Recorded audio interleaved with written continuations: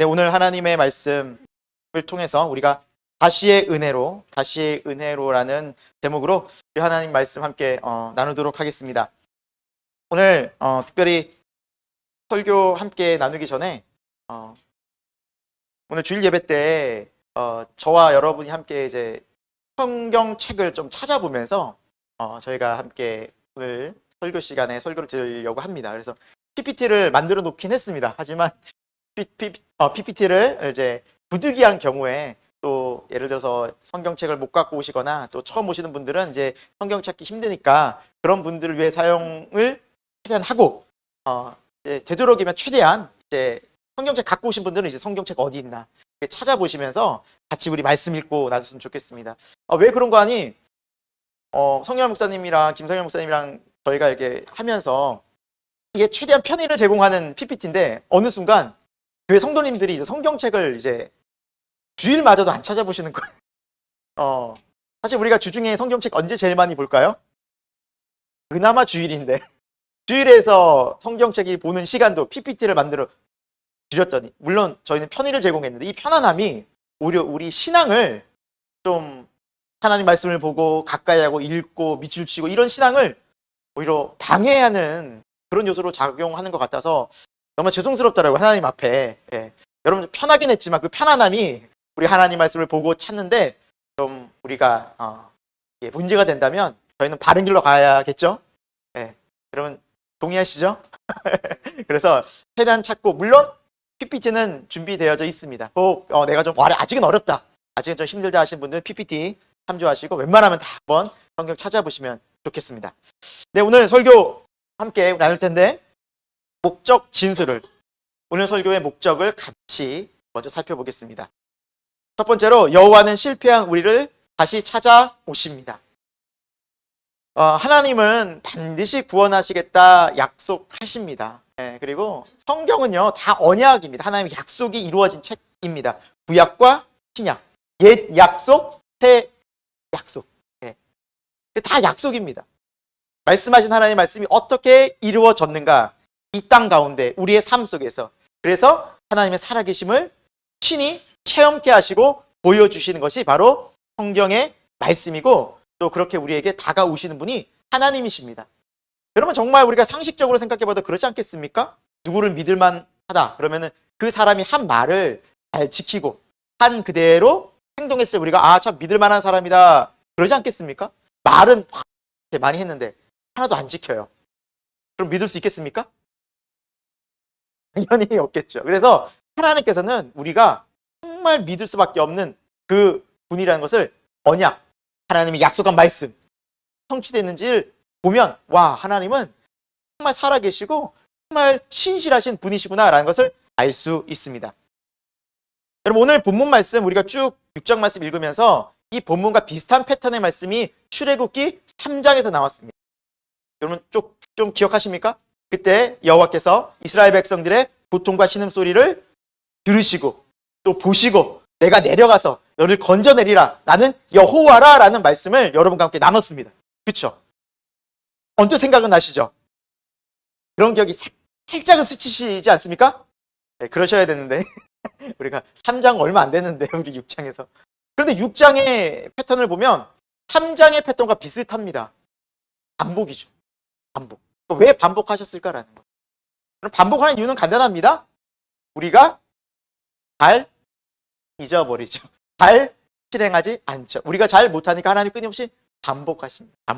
또다시 말씀해 주시는 하나님을 볼 수 있습니다. 그런데 그 하나님이 또 꾸짖지도 않으시고 나무라지도 않으시고 정말 인격적으로 차근차근히 설명해 주시는 그 하나님이시구나라는 것을 볼 것입니다.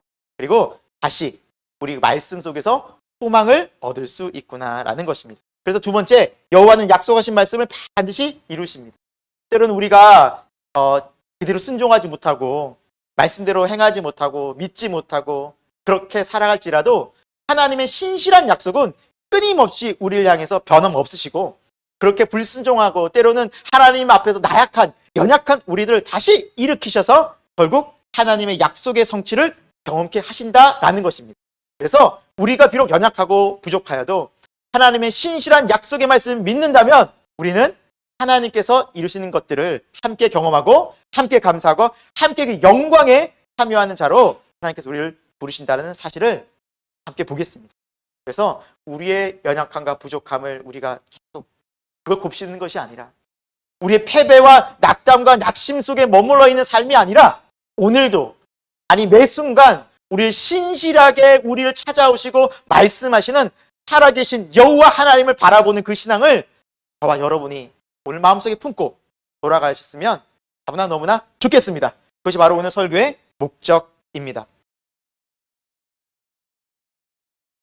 자, 오늘 우리가 하나님의 이 귀한 말씀을 이제 들으면서 지난 시간에 쭉 이어서 우리가 말씀을 전하지 않습니까? 이스라엘이 하나님의 약속의 말씀을 딱 듣고 너무 기뻐했어요. 그런데 바로가 브레이크를 딱 걸었죠. 이런 자의 거절을 하고 더 큰 노역으로 이스라엘을 힘들게 했죠. 그래서 어떤 일이 벌어졌습니까? 이스라엘 사람들뿐만 아니라 모세까지도 어떡합니까? 우리 할 수 없습니다. 낙담하고 좌절하고 분노하고 서로를 미워하는 그러한 참 안타까운 상황에서 6장 1절에 하나님께서 이제 내가 강한 손으로 너희를 구원할 것이다. 두려워하지 말아라 하고 나타나셨습니다. 이러면서 오늘 말씀은 여호와가 누군지를 차근차근히 하나님께서 설명해 주십니다. 그래서 우리가 성경에 보면 여호와 하나님이라는 이름이 있어요. 그런데 그 이름이 비슷한 듯 하지만 조금은 차이가 있습니다. 그러니까 구별해 놨겠죠. 하나님 혹은 여호와. 그래서 하나님이라는 이름은 엘로힘이라고 합니다. 여러분 3장에서 한 거 기억하시죠? 조금씩 이렇게 기억이 되살아나실 것 같은데 엘로힘이라는 뜻은 강하신 분, 전능하신 분, 능력 이런 의미를 담고 있다면 여호와, 야훼라고도 하는 이 뜻은 스스로 계신 분, 지존자. 그래서 이 세상의 피조물과 세상 모든 만물과 철저하게 구분되시는 그 근원적 존재. 모든 것이 이제 그분으로 맞죠. 창조주와 피조물의 관계. 그래서 이 세상 우리와 근원적으로 다르신 분입니다. 우리 인간, 세상 만물은 다 피조물입니다. 그런데 하나님만이 유일한 전능한 창조주이십니다. 그래서 근원적으로 다르신 분이에요. 그래서 나는 스스로 존재한다. 누구에게서 만들어지고 누구의 명령을 듣지 않는 우리 피조물과 다른 스스로 계셔서 스스로 말씀하시고 스스로 결단하시고 스스로 결정하신 일들을 다 그냥 말씀대로 이루시는 그런 하나님이 바로 여호와 하나님이십니다. 그래서 오늘 여호와 하나님이라는 그 의미에 대해서 좀 살펴볼 텐데요. 이 여호와 하나님은 언약을 말씀하시고 그 언약을 그대로 이루시는 그런 분으로 설명이 되어져 있습니다.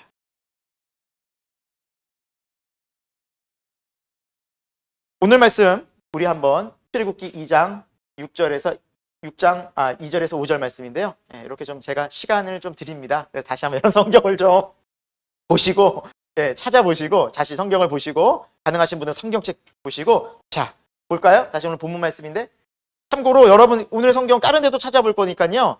그 책갈피라고 이렇게 성경책에 보시면 이렇게 노란색 줄이 있으실 겁니다. 그래서 오늘 본문에 살짝 껴놓으시면 좋습니다. 왔다 갔다 하시다가 다시 본문으로 돌아올 때는 이걸로 샥 이렇게 움직이시면 본문으로 돌아올 수 있습니다. 이렇게 이용하시면 좋을 것 같고요. 자, 6장 우리 2절부터 5절 말씀 같이 하면 2, 3절 또 4, 5절 먼저 2, 3절 읽겠습니다. 시작. 하나님이 모세에게 말씀하여 이르시되 나는 여호와니라 내가 아브라함과 이삭과 야곱에게 전능의 하나님으로 나타났으나 나의 이름을 여호와로는 그들에게 알리지 아니하였고 죄송합니다. 가나안 땅 곧 그들이 거류하는 땅을 그들에게 주기로 그들과 언약하였더니 이제 애굽 사람이 종으로 삼은 이스라엘 자손의 신음소리를 내가 듣고 나의 언약을 기억하노라. 아멘. 오늘 말씀에는 여호와라는 이름이 강조되어져 있죠. 나는 여호와라. 내가 아브라함, 이삭, 야곱에게는 여호와로 나타나지 않았다. 하나님으로 전능한 분으로 나타났지만 이제 너에게 내가 여호와로 나타나겠다. 여호와가 어떤 분입니까? 언약을 내가 너희와 맺었고 내가 그 언약을 기억하고 그 약속의 말씀대로 행할 것이다 라는 것입니다. 그래서 여러분 아브라함과 이삭이 만났던 하나님은 어떤 하나님이었습니까? 아브라함이 100세 때 아들을 낳았죠. 사라가 90대. 그래서 정말 인간으로서는 할 수 없는 도저히 생물학적으로 아이를 가질 수 없는 상태였는데 하나님께서 기적적으로 말씀을 이루게 하셨죠. 이삭은 또 어떤 삶을 살았습니까? 가는 곳마다 우물을 팠는데 그 우물이 물이 콸콸콸 나오는 하나님의 놀라운 능력을 경험했습니다. 이렇게 하나님의 기적적인 하나님의 능력을 이렇게 그들이 경험했다면 이제 이스라엘 백성은 하나님의 약속의 말씀이 이루어지는 것을 경험케 될 것이다 라는 것을 하나님께서 나는 여호와다라는 말씀을 통해서 말씀하신 겁니다. 그래서 그러면 하나님께서 언제 말씀하셨는가? 창세기로 가볼까요? 다음 장으로 15장으로 우리 한번 가도록 하겠습니다. 창세기 앞장 구약 18페이지에 있습니다. 구약 18페이지에 창세기 15장 13, 14절. 오랜만에 성경책 넘기는 소리가 참 좋네요. 창세기 15장 13, 14절.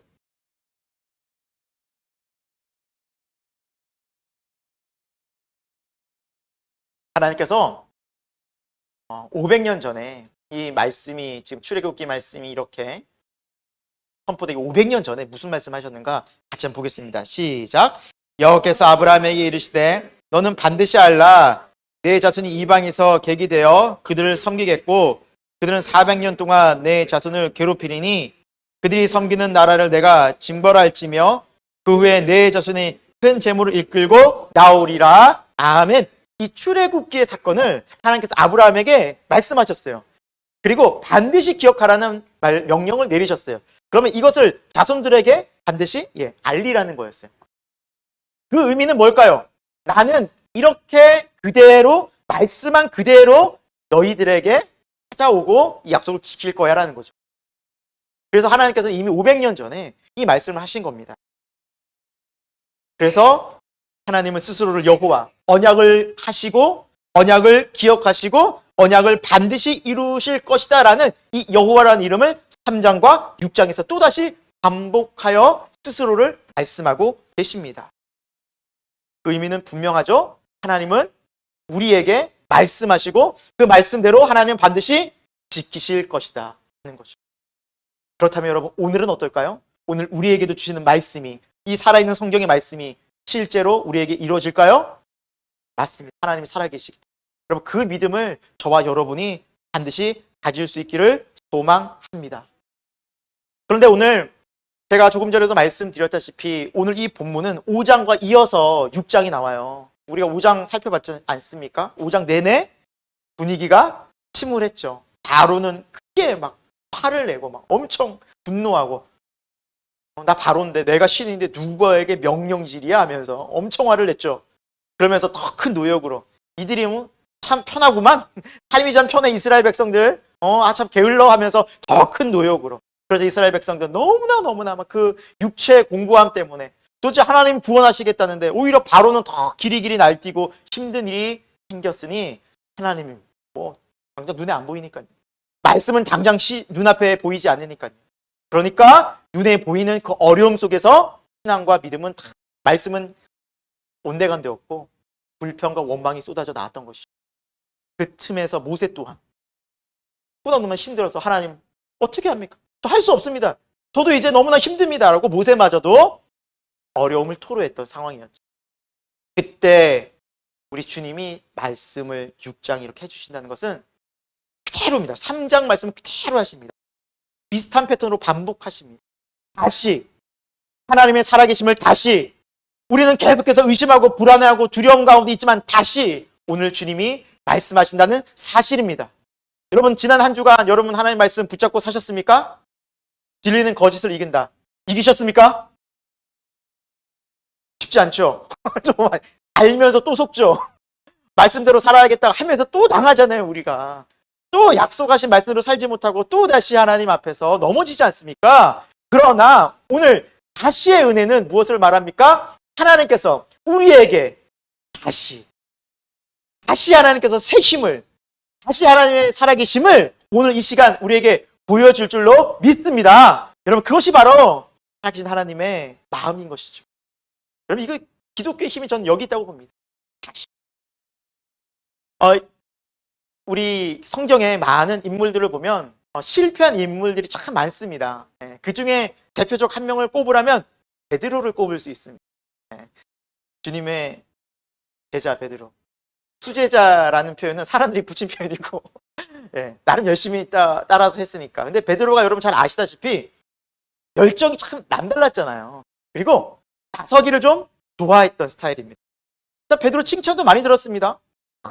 제자들 조용히 있을 때 너희는 나를 누구로 하느냐. 그때 베드로가 뭐라 말합니까? 주는 그리스도시요 살아계신 하나님의 아들이십니다.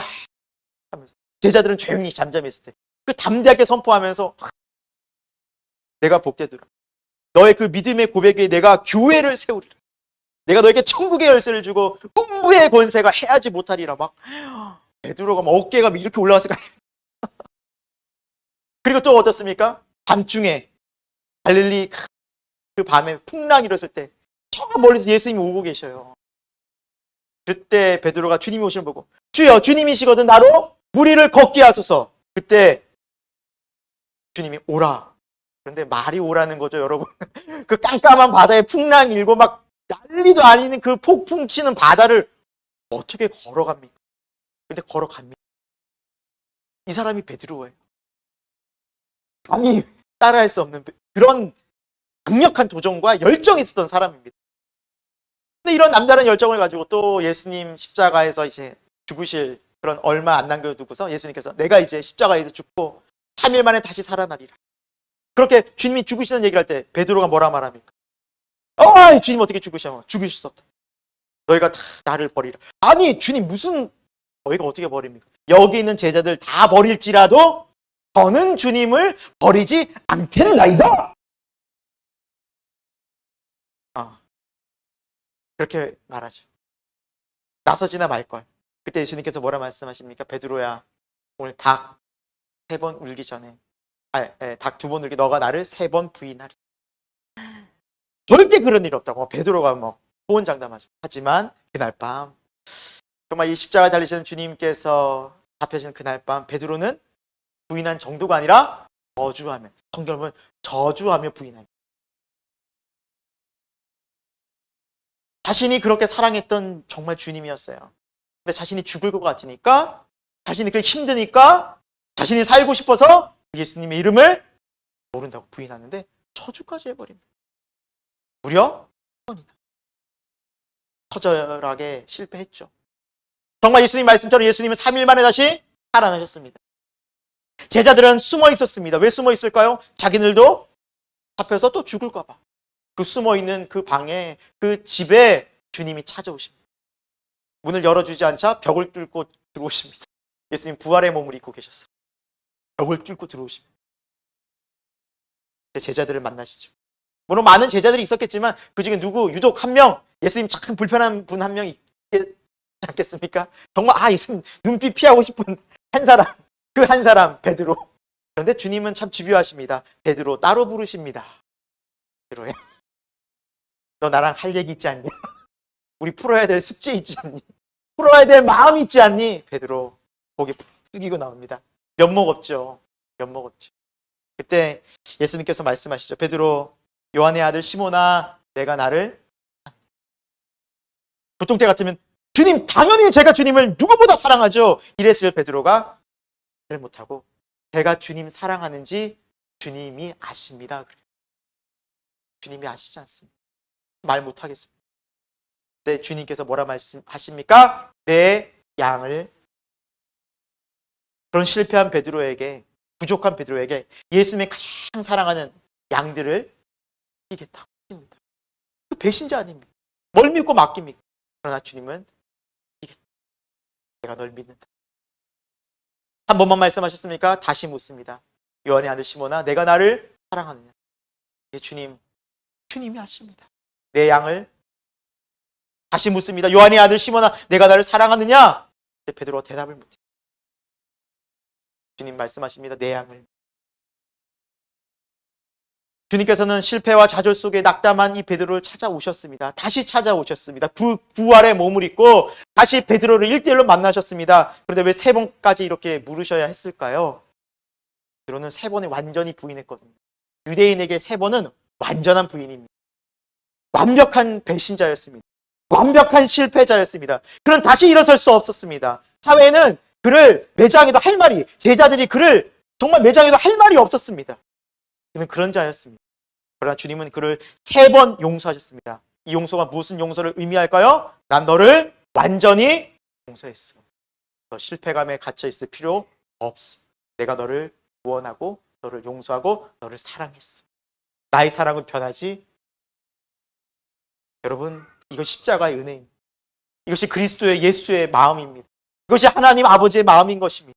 사랑하는 여러분, 이렇게 하나님의 충만한 사랑, 그리스도 예수님의 그 충만한 사랑을 느꼈던 베드로가, 실패자였던 베드로가, 무너졌던 베드로가 다시 일어나서 그가 어떤 말을 하는지 아십니까?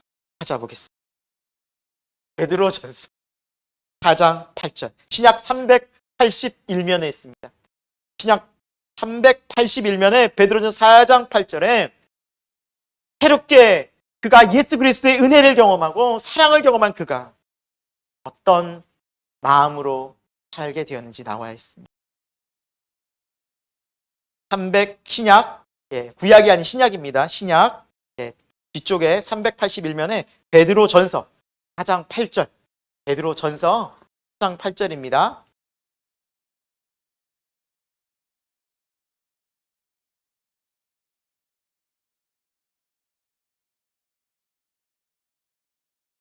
네, 같이 한번 읽어보겠습니다. 시작. 무엇보다도 즐겁게 서로 사랑할지니 사랑은 허다한 죄를 덮느니라. 아멘. 이렇게 예수님의 사랑을, 보통 사랑이 아니에요. 어떤 사랑이요? 열렬한 사랑, 변하지 않는 사랑, 한결같은 사랑 속에 베드로는 알았어요. 아하, 그 사랑을 입으니까 용서할 수 있구나. 참 여러분, 우리가 용서하기 쉽지 않잖아요. 여러분 잘 되십니까? 굉장히 어렵더라고요. 네, 굉장히 어렵고, 집에서 이제 우리 자녀들도 있지만 자녀들의 용서가 정말 하루에 몇 번씩 이렇게 마음이.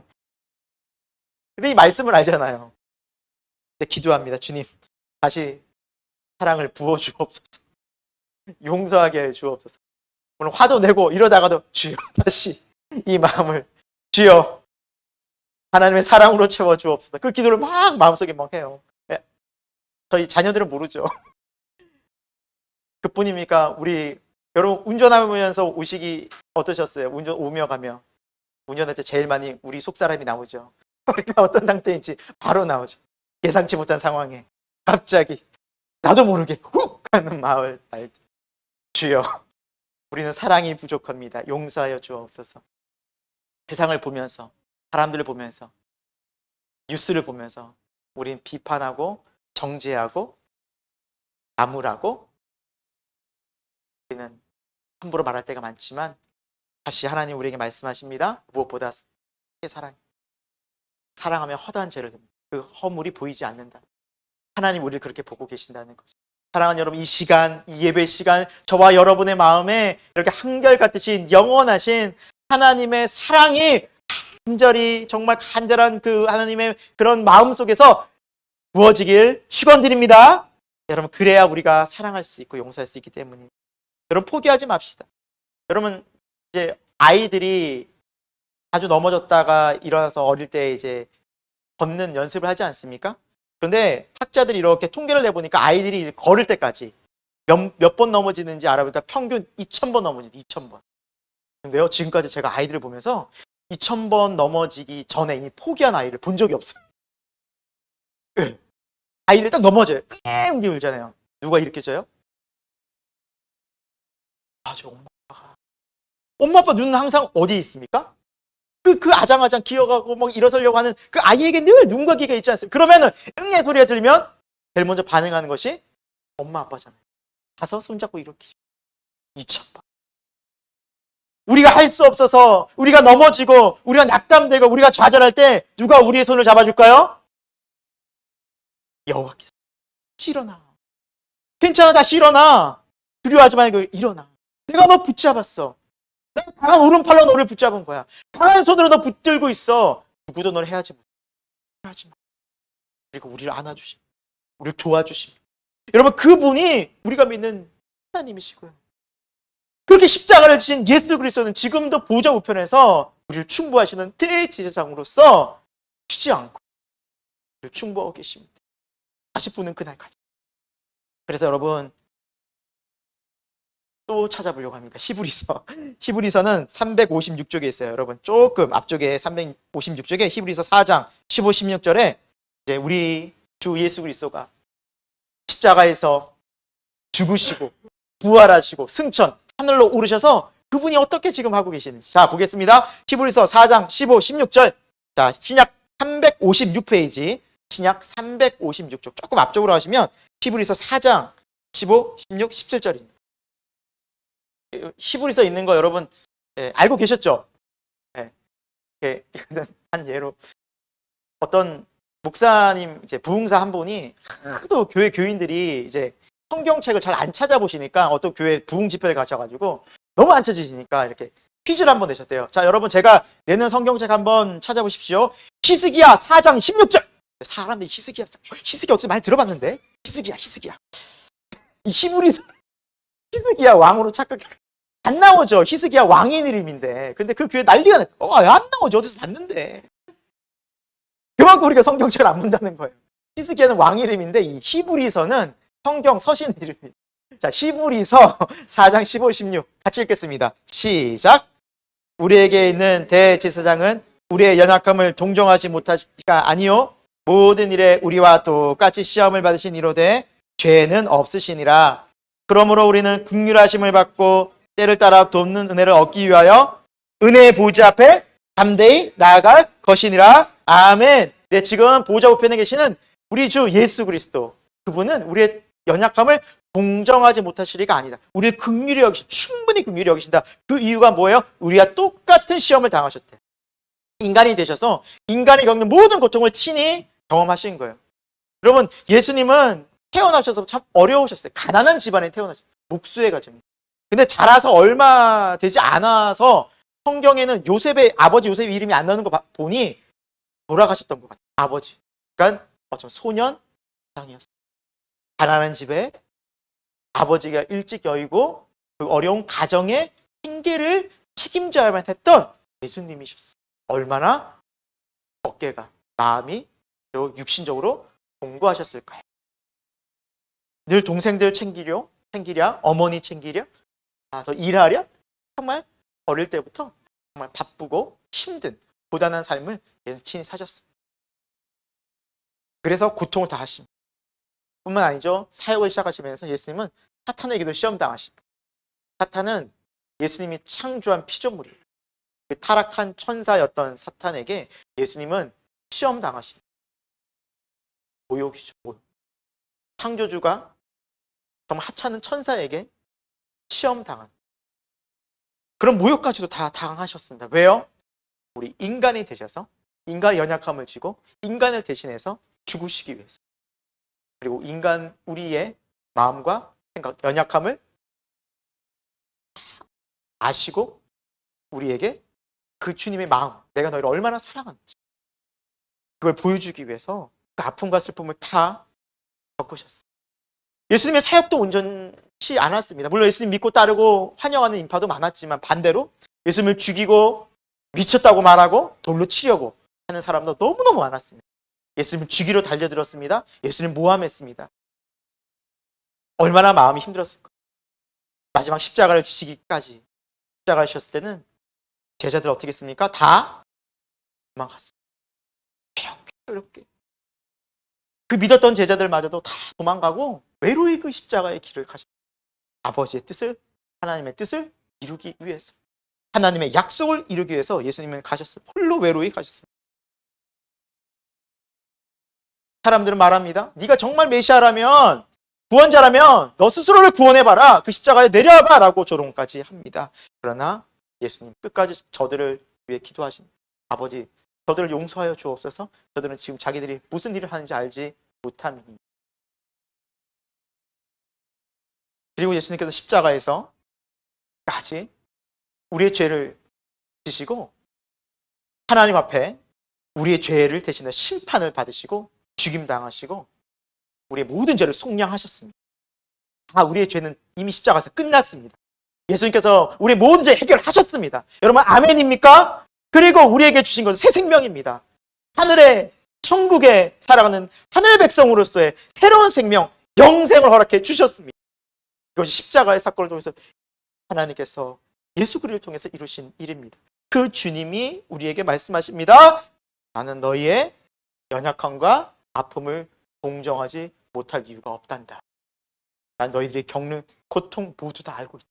내가 다 겪었단다. 그래서 나오라는 겁니다. 그 죄 없으신 분, 고통당하실 필요가 없으신 그분에게 나오라는 것입니다. 예, 주님 저 긍휼히 여겨주세요. 저 좀 불쌍히 여겨주세요. 저 좀 도와주세요. 지금 답이 안 나옵니다. 제 마음이 너무나 힘듭니다. 고통 중에 있습니다. 죄 문제에 너무 힘듭니다. 어찌할 바를 몰라 방향을 잃고 헤매고 있습니다. 은혜의 보좌 앞으로 어떻게 나오라고요? 담대히나. 왜요? 예수님께서 길을 다 열어주셨고, 예수님께서 길을 다 마련해 주셨고, 이미 우리는 주님을 만나는 길을 열어주셨습니다. 그분께서. 이제 우리는 그 앞으로 나가면 그 십자가를 통해서 이루신 주님의 놀라운 은혜를 경험합니다. 여러분, 이 말씀에 보십시오. 언제 나오라, 몇 번 나오라 조건도 없습니다. 이것이 얼마나 완벽한 은혜입니까? 여러분, 우리도 한번 보자, 약속 잡아서 한번 보자, 한번 연락해. 그런데 그 정말 연락하는 시간이, 그때가 이 사람이 정말 보고 싶어서 새벽 2시에 연락했다고 칩시다. 그 사람, 여러분, 이 연락 받고 기분 좋을 사람 있을까요? 새벽 2시에 아무리 만나자고 해도 그렇지. 아무리 연락해서 만나자고 해도 그렇지. 새벽 2시는 아니잖아요. 인간적으로 2시에 뛰쳐나갈 사람이 얼마나 되겠습니까? 주님은 주무시지도 졸지도 않죠. 언제나 어느 때나 새벽이나 밤이나 낮이나 무슨 일이 있든지 어느 때든지 몇 번에 상관없이 주님을 찾으면 내가 너를 만나리라. 내가 너에게 은혜를 베풀리라. 여러분, 이것만큼 너무나 은혜로운 게 어디 있어요? 그러니까 문제는 우리가 주님을 안 찾는 데 문제가 있지. 이 은혜의 보호자 앞으로 담대히 나가기만 하면 오늘도 이 시간에도, 아니 매 순간마다 저와 여러분은 이 예수 그리스도를 통해서 주시는 하늘의 신령한 은혜와 하나님의 능력과 하나님의 강한 손을 경험하게 될 줄로 믿습니다. 약속의 말씀 여러분 붙잡고 나아갑시다. 또한 우리를 위해서 함께 역사하시는 분이 계시죠. 성령님이십니다. 함께 찾아볼까요? 로마서 8장 26절 신약 250페이지에 있습니다. 성자 예수님뿐만 아니라 성령님까지도, 성령 하나님까지도 우리에게 역사하십니다. 로마서 8장 26절 신약 250페이지에 성령님께서 어떻게 역사하시는지,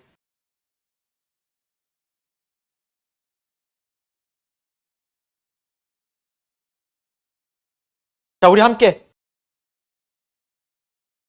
같이 한번 읽어볼까요? 못 찾으면 여기 같이 좀 보시면 되겠습니다. 읽겠습니다. 시작. 이와 같이 성령도 우리의 연약함을 도우시나니 우리는 마땅히 기도할 바를 알지 못하나 오직 성령이 말할 수 없는 탄식으로 우리를 위하여 친히 간구하시느니라. 아멘. 네, 우리가 연약해서 뭘 구해야 할지, 어떻게 해야 할지 정말 망설이고 있을 때, 그때 누가 도우신다고요? 성령님께서 말할 수 없는 탄식으로, 그냥이 아니에요. 안타까운 마음으로 아버지께 구하는, 하나님께 구하는 거예요. 이 영혼을 긍휼히 여겨달라. 우리 대신 막 기도하시는 거예요. 여러분, 우리가 사실은 정말 믿음이 좋고 말씀한 대로 잘 순종하고 정말 우리가 잘 살아서 예수님 잘 믿는 것 절대 아닙니다. 성령님께서 도와주지 않으면 우리는 한순간도 제대로 살 수가 없습니다. 죄에 무너집니다. 사단의 시험에 그냥 넘어갑니다. 세상이 끄는데요, 갑니다. 누가 우리를 붙잡으세요? 성령 하나님. 이거 믿으시기 바랍니다.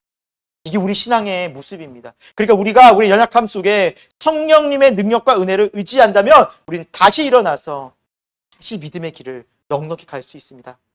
예수님 때문에, 성령님 때문에.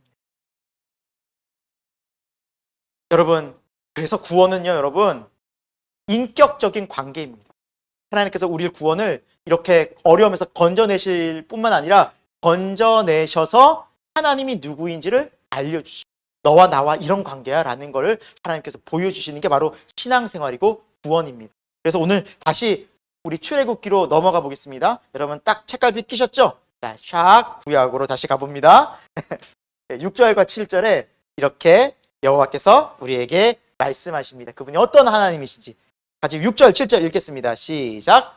그러므로 이스라엘 자손에게 말하기를 나는 여호와라. 내가 애굽 사람의 무거운 짐 밑에서 너희를 빼내며 그들의 노역에서 너희를 건지며 편팔과 여러 큰 심판들로 너희를 속량하여 너희를 내 백성으로 삼고 너희 하나님이 되리니 나는 애굽 사람의 무거운 짐 밑에서 너희를 빼낸 너희 하나님 여호와인 줄 너희가 알지라. 아멘. 하나님께서 6절에 보면 너희를 빼내고 너희를 건지고 너희를 이렇게 건져내서 속량하여서 너희를 자유케 하여서 7절에 뭐로 삼는다고요? 내 백성으로 삼겠다. 이건 관계잖아요. 하나님의 사랑하는 백성, 하나님의 보호받는 백성. 이 땅 가운데 살아가지만 저 하늘의 시민권으로 하늘나라의 백성으로 하나님의 자녀로 난 너희 하나님이 될 거야. 나와 너희 그런 관계가 될 거야. 구속하셔서 끝내는 것이 아니라 이런 관계로 우리를 만나시는 분이 하나님이십니다. 여러분 얼마나 하나님의 마음이 이 말씀 속에 이렇게 녹아져 있는지 모릅니다. 그리고 결국 하나님이 우리를 내가 여호와인 줄 너희가 여기서 안다라는 표현은 히브리어로 야다라고 하는데요. 이 야다는 그런 지식적인 알미 아니라 경험적인 알미입니다. 인격적인 알미입니다. 누구와 오랜 시간 함께 경험하면서 그래서 이 사람 이런 사람이야. 너무나 잘하는 그런 인격적인. 그래서 한 걸음 더 나아가면은 부부관계. 이걸 표현을 야다를 써요. 부부가 서로를 할 때. 오랜 시간 같이 함께 하면서 이야기하면서 함께 그 시간들을 보내면 이 사람 저 잘 알잖아요. 오늘 아직도 잘 모르시겠지만 아직도 새로운 모습이 분명히 있겠지만 그만큼 이제 친밀한 관계, 뭐 세상에 부부 관계보다 어디 친밀한 관계 있겠습니까? 그렇게 친밀한 관계 이하다. 그러니까 하나님이 우리를 이렇게 너가 나를 알기 원한다. 하나님의 마음 알기 원한다라는 거죠. 이 일들을 통해서. 사랑하는 여러분, 하나님은 우리를 괜히 어려운 가운데 보내시고 그냥 내버려 주시는 것이 아니라 그 속에서 우리가 하나님을 찾고 약속의 말씀을 믿고 나갈 때 그래 나는 약속한 말씀대로 너에게 나타나는 하나님이야 라는 걸 보여주시면서 하나님 이런 분이셨군요 라는 것을 날마다 알게 하시는 것, 그것이 하나님의 뜻이라는 것. 그래서 이 말씀은 제가 서비스로 안 찾고 바로 들려드리겠습니다. 우리 같이 한번 읽겠습니다. 시작. 그에게 피하는 자는 아멘 여호와의 선하심을 어떻게 하라고요? 맛보아할래요. 맛을 보면 우리가 참 알지 않습니까?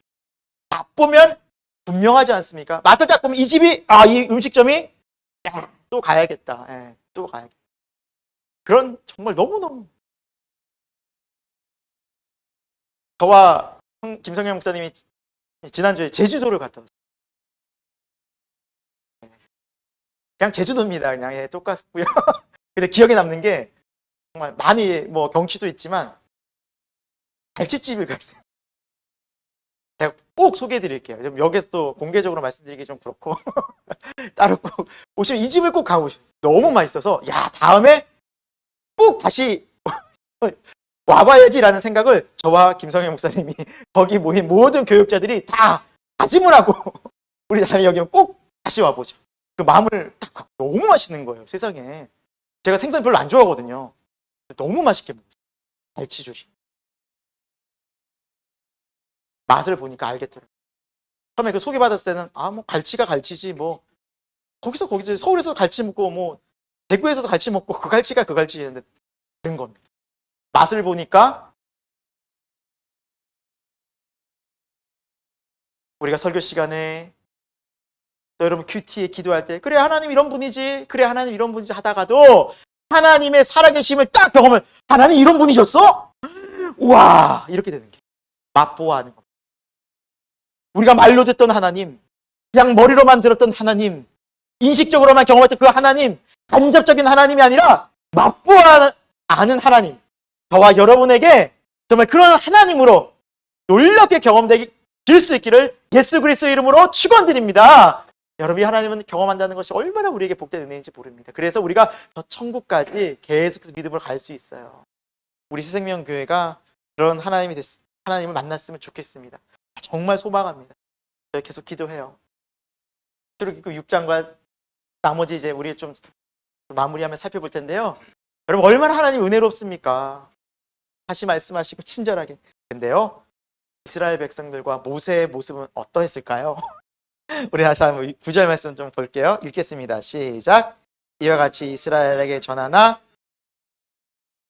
상황과 가욕과 노역으로 말미암아 모세의 말을 듣지 아니하였더라. 아멘. 마음 상한 거예요. 이미 마음 상했어요. 아유, 구원하시겠다 하면서 왜 이렇게 어렵게 해? 마음이 확 상해요. 그래서 힘든 일이 다가오니까 몸이 피곤하니까 지치니까 막 안 들어와요. 우리도 그러잖아요, 여러분.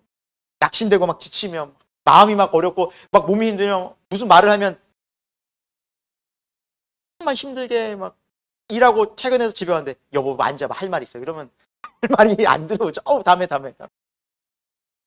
우리 아이들도 확 지쳐가지고 학교에서 돌아왔는데 아빠가 괜히 할 얘기가 있다.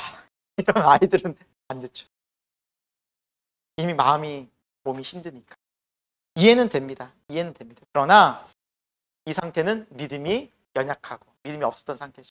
말씀이 없으니까 몸도 마음도 한 곳에 지배당해서 하나님 말씀을 주셔서 소망의 말씀을 주셔서 우리 마음이 무너지는 겁니다. 여러분, 우리가 좀 기억해야 됩니다. 신앙생활을 할 때 현상이 커 보일 때가 있어요. 현상. 눈에 나타나는 모습들. 나를 어렵게 하는 그 문제들. 근데 여러분, 그 현상이 있지만 동일하게 실제하는 게 말씀이에요. 하나님의 말씀. 우리가 기도하고 말씀 듣잖아요. 그 말씀이 있어요. 둘 다 여러분 실제입니다. 하나는 눈에 보이는 실제고 하나는 보이지 않는 실제예요. 믿음이라는 것은 뭐냐? 이 보이지 않는 실제가 커 보이는 거예요. 하나님이죠. 풍랑이 일던 배 위에서 제자들이 예수님과 함께 배 타고 있었어요. 그리고 예수님 분명히 말씀하셨어요. 이 바다를 건너가자. 우리가 지나가야 하리라. 그리고 배를 탔어요. 근데 풍랑이 일고 막 난리도 아니자 예수님을 깨우면서 제자들이 한 말이 무엇인지 아십니까? 주여, 우리가 죽겠나이다. 여기서 우리가 죽을 지경인데 잠이 오십니까? 하고 막 그들을 깨우는 거예요. 예수님 일어나셨죠. 풍랑을 잠잠케 하셨죠. 그리고 예수님 말씀하셨죠. 너희 믿음이 어디에 있느냐? 왜 믿음이 없느냐? 여러분, 이것은 우리의 삶과도 마찬가지인 것 같아요. 주님 분명히 우리에게 말씀하시고 우리에게 알려주셨고 우리에게 그래 기도하면 돼. 나를 찾아오면 돼. 우리에게 충분히 말씀해 주셨지만 막상 현실적인 어려움이 눈앞에 내가 체감되는 것이 다가오면 뭐가 더 커 보인다는 겁니까? 네, 현실이. 하나님 말씀보다 실제된 말씀보다. 사랑하는 여러분, 우리의 마음이 이 두 가지 상태에서 이제는 더 말씀을 점점 크게 보고 주님의 말씀에 우리의 마음이 가 있는 그러한 영적인 놀라운 은혜의 변화들이 저와 여러분 가운데 생겨날 수 있기를, 성령께서 역사할 수 있기를 축원드립니다. 그때 우리가 진짜 신앙생활 하는 겁니다. 이게 진짜 믿음 생활이라는 거죠. 현실에 무너지지 않고 오히려 현실 속에서 하나님의 믿음을 보고 가는. 그리고 우리 모세, 좀 괜찮아질 듯 하면 한 번씩 이렇게 우리 인간적인 모습을 또 우리들에게 보여주는 모세, 한번 우리 읽겠습니다. 말씀 10절부터 읽겠습니다. 12절 시작. 여호와께서 모세에게 말씀하여 이르시되 들어가서 애굽 왕 바로에게 말하여 이스라엘 자손을 그 땅에서 내보내게 하라. 모세가 여호와 앞에 아뢰어 이르되 이스라엘 자손도 내 말을 듣지 아니하였거든 바로가 어찌 들으리까? 나는 입이 둔한 자니이다. 많이 듣던 패턴이 또 나오죠. 나는 말을 잘 하지 못합니다. 앞에서 나왔지. 그래서 아론 붙여줬는데 또 다시 나는 입이 둔한 자니. 다시 또 회귀했어요. 본래 모습으로. 이제는 참 인간적이다 못해 좀 측은해지기까지 합니다. 근데 이 모습이 또한 누구의 모습이라고요? 우리의 모습. 하나님 다 말씀해 주시고 하나님 다 알려주시는데 우리는 또 못 가게 했습니다. 아니 어떻게 해요 하나님? 아니 도대체 어떻게 하라고요? 지금 상황에서 말씀해 주셨는데 그 말씀 온데간데였고 못하겠다고. 여러분, 그래서 우리가 은혜가 그래서 필요한 겁니다. 구원도 은혜고요. 신앙 은혜고요. 믿음 끝까지 은혜입니다. 하나님으로부터 오는 것입니다. 우리가 잘해서가 정말 아닙니다. 여러분, 신앙생활 하면 할수록 경험합니다. 우리가 말씀을 잘 지켜서 율법을 지켜서 천만의 말씀입니다. 우리는 율법을 다 지킬 수도 없고요. 지키려고 하지도 않습니다. 우리 습성상. 우리 모습 알잖아요. 누가 우리를 붙잡고 계십니까? 여호와께서. 13절 말씀입니다. 13절 말씀 여러분 성경 또 같이 좀 보시면서 한번 읽겠습니다. 시작. 여호와께서 모세 아론에게 말씀하사 그들로 이스라엘 자손과 애굽 왕 바로에게 명령을 전하고 이스라엘 자손을 애굽 땅에서 인도하여 내게 하시니라. 아멘. 첫 문장과 끝 단어를 보면 돼. 여호와께서 내게 하시니. 누가 하신다고요? 여호와께서. 저들이 모세가 막 순종해가지고 말씀을 잘 전해가지고 뭔가 이들이 뭔가 열정적으로 하나님을 바라봐서가 아니라 다 믿지 않고 다 불신하고 또 못하겠다 또 낙심하고 있을 때 여호와께서 이루시리라. 여러분, 우리의 신앙과 우리의 믿음이 우리의 힘이 아니라 정말 여호와께서, 하나님께서, 주 예수 그리스도께서, 성령님께서 날마다 이끌어 나가는 걸 알 때 우리가 거기에 감사하고 기뻐하고 찬양하게 될 줄로 믿습니다. 우리를 바라보는 것이 아니라 신앙은 주님을 바라보는 것입니다. 그리고 연약한 우리의 모습을 있는 그대로 주님 앞에 나갈 때, 회개할 때, 주님께 기도할 때 주님께서 우리를 붙잡으시는 것을 느끼는 것이 바로 믿음 생활입니다. 여러분, 오늘 본문 말씀 2절부터 13절까지 가장 많이 등장하는 단어가, 반복되는 단어가 내가 하리라. 내가. 영어 성경 NIV를 보시면 I will, 내가 하리라. 이거 계속 나옵니다. 인간 편에서 아무런 소망이 없을 때, 우리 편에서 아무런 기대도 할 수 있는 것이 없다고 느껴질 그때 주님이 찾아오십니다. 주님이 우리 붙잡으십니다. 여러분, 이거면 되지 않겠습니까? 십자가 사건이 그거 아니겠습니까? 온 인류가 예수님을 몰라보고 그렇게 십자가에 매달아 주게. 저희라도, 우리가 만약 유대인으로 태어나서 그 자리에 있었다 하더라도 저희 별반 다르겠습니까? 율법주의에 가득 차 있으면 저희도 별반 다르지 않을 것입니다. 십자가에서 예수님께서 끝까지 외롭지만 고통스럽지만 그러나 인류를 구원하기 위해서 그 길을, 아버지의 뜻을, 하나님의 약속의 언약을 이루셨습니다. 이제 하나님께서는 예수 그리스도를 통해 우리에게 하나님의 존재 자체인 성령을 우리에게 보내주셨고, 애초에 하나님께서 우리에게 생기를 불어넣으셨습니다. 보시기에 심히 좋았더라. 그 원형을 회복시키기 위해서 예수 그리스도를 보내주시고 성령을 보내주셔서 이제 우리는 창조의 원형을 새로운 피조물로 회복되어졌다는 사실입니다.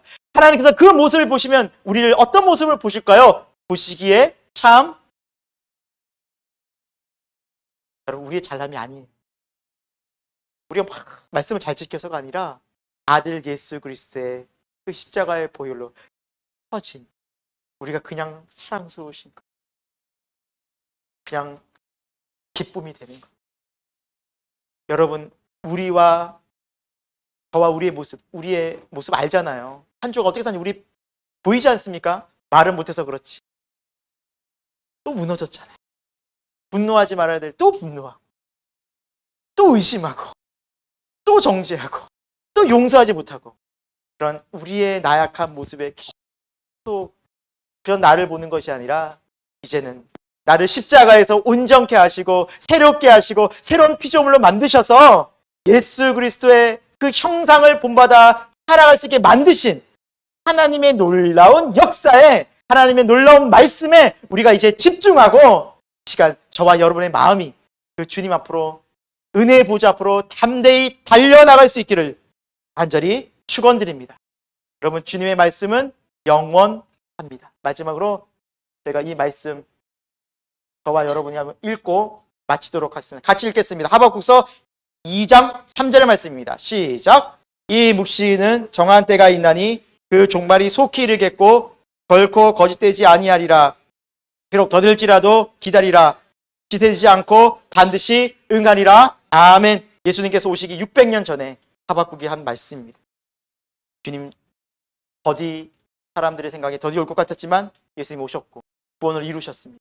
그리고 지금도 하나님의 놀라운 약속은 다 이루어졌고 이제 주님 다시 오실 날 기다리고 있습니다. 여러분, 하나님 말씀 중에 한 부분도, 한 절도 이루어지지 않은 것이 없습니다. 약속하신 거 다 이루어졌고요. 이제 다시 오시겠다. 그거 하나 남았습니다. 그 주님이시라면, 그 약속하신 말씀 다 이루신 주님이시라면 반드시 다시 오십니다. 저와 여러분, 그 약속의 말씀을 믿고 이 땅 가운데서 세상 어지럽고, 여러분 한 주가 얼마나 어지럽습니까? 세상 바라보십시오. 전쟁 얘기 너무나 끊임없고요. 미사일 어떻게 만든다. 지진이 일어난다. 폭탄 폭발한다. 예, 성경에 다 예언되어 있습니다. 우리 그거에 마음 빼앗기지 말고 주님 다시 오심을 바라보면서 약속의 말씀을 붙잡고 내가 주님 앞에 섰을 때 주님 이렇게 주님 위에 달란트 드립니다라는 그 달란트의 비유에 나오는 충성된 자들처럼 주님 바라보고 말씀 의지하고 서로서로 격려하고 서로서로 화합하고 서로서로 용서하면서 우리 영원한 하나님 나라에서 다시 만나는 새생명교회 모든 교우들 여러분의 가정 되기를 간절히 축원드립니다. 기도하겠습니다. 하나님, 우리의 무너진 마음들, 무너진 삶 속에 실패한 우리의 인생 속에 주님 언제나 변함없이 먼저 찾아오십니다. 악담하고 좌절하고 나의 모습 속에서 난 왜 이럴까?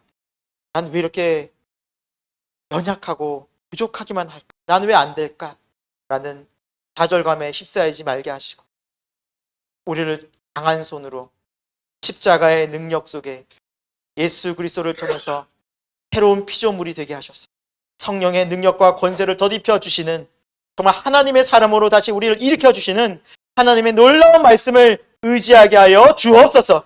다시 우리의 죄가 있다면 회개케 하여 주시고 우리를 다시 한번 만져주시고 용서하시고 십자가에 몰려 온전케 하시는 그 주님 앞으로 은혜의 보좌 앞으로 담대히 나아가는 우리의 인생 되게 하여 주옵소서. 이 모든 말씀을 살아계신 예수님의 이름으로 기도드립니다. 아멘.